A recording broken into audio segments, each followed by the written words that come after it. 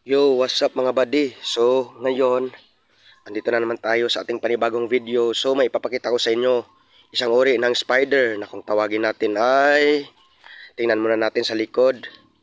Baka magkakamali tayo, magkakalami o magkakamali.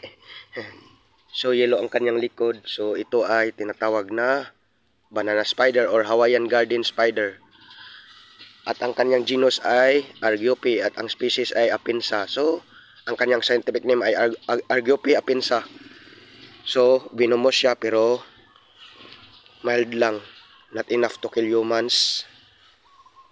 Nadudulot lang ng pamamaga, pamumula. Yun. Ilang bisis na ako nakagat ng ganito, mga Argiope species na mga gagamba. So, ito ay Argiope apinsa. So, ito ang kanyang form ng kanyang web. So, ito ay isang uri ng tinatawag natin na orb weaver spider.